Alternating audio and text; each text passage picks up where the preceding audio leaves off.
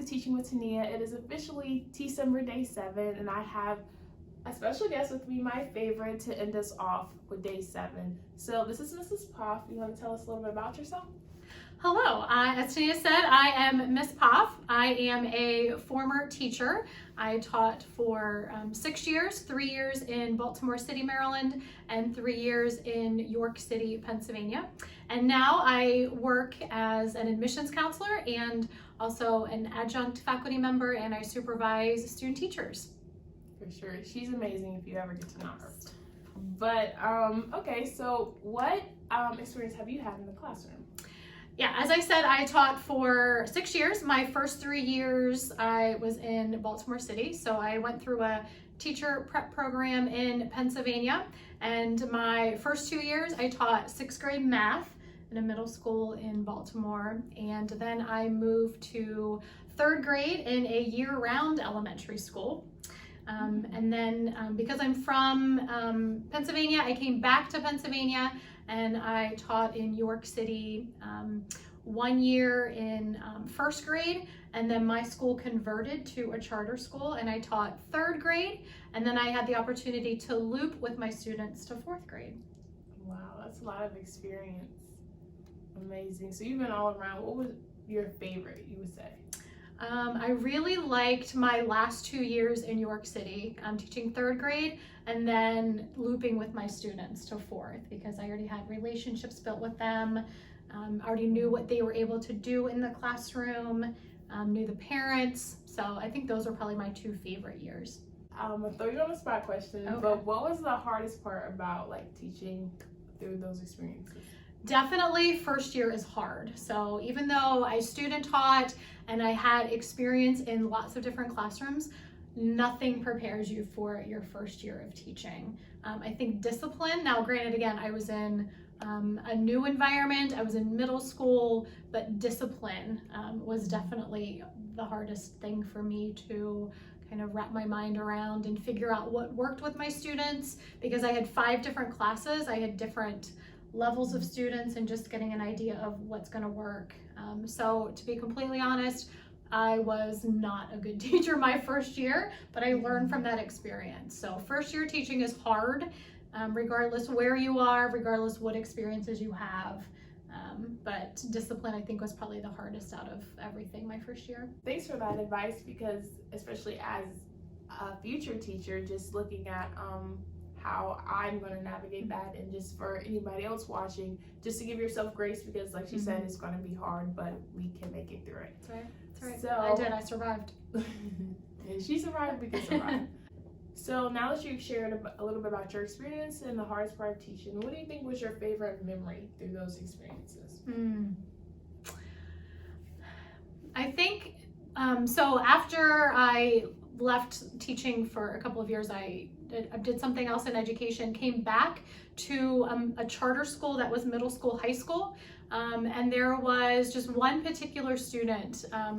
She just really stuck out, had lots of opportunities to connect with her, and seeing her, so she left that school and went to the local public high school, seeing her graduate from high school, seeing her go on to college.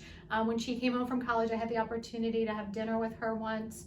She's since graduated from college, and I think just seeing the success, I mean, lots of students had success, but just seeing that one particular student who just kind of crushed it in high school, went on and was highly successful in college, and just to see, I played a very, very, very small part in that, but just to see what she's doing now as a young adult. That's amazing, because as teachers, you are planting those seeds of little success, and whatever grade you taught her, is to know that you made a difference in that year's time is amazing. Oh, I can't wait to have stories like that. After you talked about our experiences and then sharing your best memory, looking at future teachers like I am, do you have any advice for us? I do. So a couple pieces of advice. One, I would say, as you already shared, just be kind to yourself.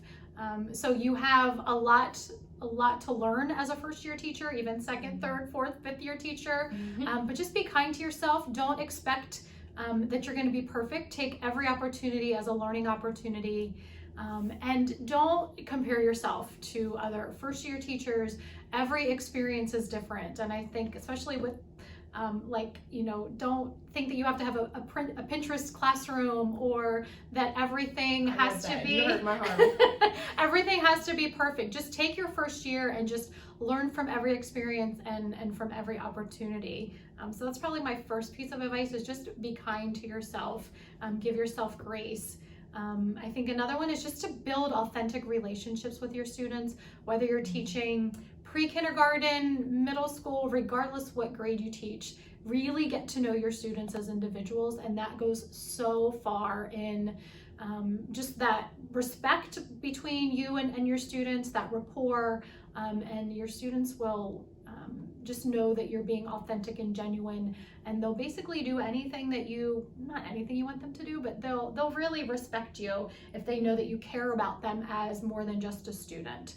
So get to know their likes, their dislikes. Do they play sports? What's their favorite color? Get to know, their siblings. So that relationship building goes a long way. Yeah, we talked about that in another how to build a relationship with students in another T. I forgot what day it was, but it'll be in the cards above. How did you do that? You have an example of that, like in a classroom? How did you like to build relationships with your students? Just talking to them. So, greeting them in the morning when they would come in the classroom, and just having conversations as they were unpacking their backpack. And if I knew they played a sport, how was your game last night?